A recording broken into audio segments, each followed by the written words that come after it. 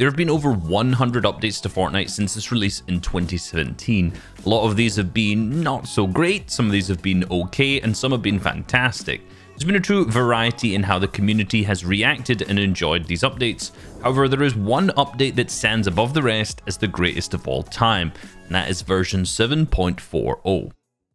Let me take you back to Chapter 1 Season 7, released on the 6th of December 2018. At this time, there were no cash cups, there was no FNCS, and Epic had just started to dip their toes into the fully online open tournaments with the Scavenger and Alchemist pop-up cups the month prior, and the summer and fall skirmishes earlier that year. The map had completely been revamped this season, and the entire southwest corner had a biome change, introducing the snow biome. The first Winter Royale of 2018 was the perfect time to show off that corner of the map. Never mind. Okay, so, there were some problems this season. Big problems, actually. But once this had finally all been resolved and the Infinity Blade had been put into the vault, it was clear that the meta that was left was not so perfect. Now, this was a time when competition really wasn't in the forefront of the majority of players' minds. However, there were a few key issues that affected players of every single level. Planes. Fun for the entire squad? Yes. Fun for everyone else in the lobby? No. It's fine, you can just build to protect yourself. Nope. Tournament endgames? It's time for Morse code. We are doing Morse code in planes in the air. We are giving each other Morse code to be friendly in a solo battle royale match.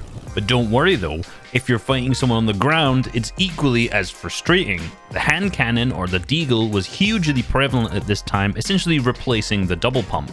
Now this was well balanced and well received, however the structure damage on the hand cannon was 150 and 157 for the purple and gold respectively, meaning that it would one-shot a wood wall. Players are just running through builds like they would with the heavy sniper, and combine this with the abundance of rocket launchers found everywhere in chests on the floor loot, and you have a very frustrating and spammable meta. But as the season progressed, things were slowly starting to go from bad to worse.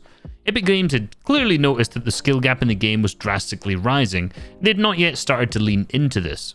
Building was hard and new players had little to no chance at beating a skilled opponent. Clearly, the logical solution was the Boombox. The Boombox, once thrown, would begin to play music and emit powerful blasts that deal 200 damage to all structures within a spherical 2-tile radius, but not do any damage to the players. Additionally, boomboxes were also affected by gravity and would fall if the floor beneath it was destroyed, continuing the destruction below.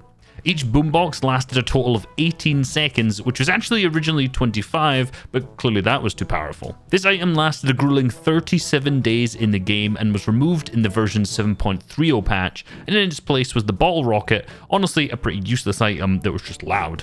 It was safe to say that with the Infinity Blade ordeal, planes, the rocket launcher, hand cannon combo, and boomboxes, the community wasn't overly pleased with the direction that the game was going in. But when the community had had enough, they were tired, they were beaten, they were sick of playing the current meta, a patch was released. Yeah, it was pretty sweet. Now 7.40 wasn't just a huge patch in terms of the list, the size of it, all of the updates were in it, but the impact that it had on the game as well. Starting with the weapon meta, the hand cannon, aka the deagle, had its environmental damage nerfed from 150 and 157 down to 100 and 105, so it could no longer break through those wood walls. The rocket launcher, something that was plaguing low to high level players in a frustrating manner, was removed from chests and switched to only being able to come out of the supply drops. It was also made significantly less spammable, having its reload time increased by almost a second.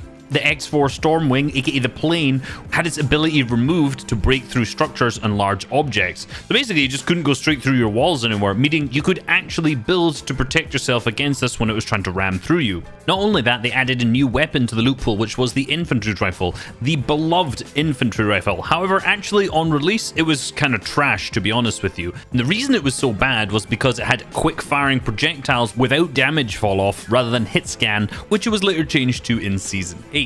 Now, there was a ton of QOL, quality of life changes, that were also put into this update, which rarely happens, so every time they've come through in updates, they're always highly appreciated. The first one was the turbo build. They reduced the initial timer for turbo builds from 0.15 to 0.05. Now, the reason this was so cool is because it actually allowed you to take walls a little bit easier. It gave you a 0.1 second advantage of taking walls, which meant that if you're on slightly higher ping with the 50-50 wall replacing at the time, it was actually possible for players on slightly higher ping to take your walls, so a slight 0 ping nerf. Ziplines were changed to interact to engage. So previously, before this, if you just touched a zipline, you would already be on it. But now you actually have to press a button to engage in this. Ziplines now also granted fall damage immunity, something which was extremely frustrating for a clip of myself in an old pop-up cup. Oh, no way. Not like this. Not like this. And literally hit me. Don't move out, don't move out. He just has to rotate better. Oh no! No! C4! C4! Floor traps would also now instantly and automatically place a floor piece underneath you if there already wasn't there. Something that we've definitely taken for granted because it just happens every single time now, but previously you would have to place the floor, then the launch pad, and it was really clunky. At the time, there's also quite an outrage when it came to aim assist as well. You gotta remember the snapping on, locking on feature that was part of the legacy aim assist that was popularized by guys like Aiden, and this patch made an attempt, note the word attempt, to fix this. Most people probably will not remember this patch, but basically what they did was they added a 5-second delay to the snap effect. So it would happen once, then if you tried to press the trigger and snap again, it just wouldn't work. You just have 0 aim assist. This patch was almost instantly reverted. It was only in the game for about 4 to 5 hours, but I tried it in this time and it was truly awful. I must say, truly awful. It felt so clunky to just randomly lose aim assist. We all know Legacy was eventually removed much later on, but this, all the way back in 7.40, was the first attempt to try and fix it. I've already mentioned that the majority of the tournaments at that time were just pop-up cups, where you got a pin for getting over a certain amount of points, which, by the way, meant absolutely nothing. However, in the 7.40 update, the pop-up cup settings were added to the default playlist, the pub playlists. So basically, they implemented what we currently know as the arena settings into pubs, and maybe the noobs hated it, but I know that the majority of the community absolutely loved having siphon, having materials dropped on the eliminations, and obviously the increased harvesting rate as well. Unfortunately, this was removed later on, but in 7.40, pubs were so much more fun to play because remember, we didn't actually have arena at that time.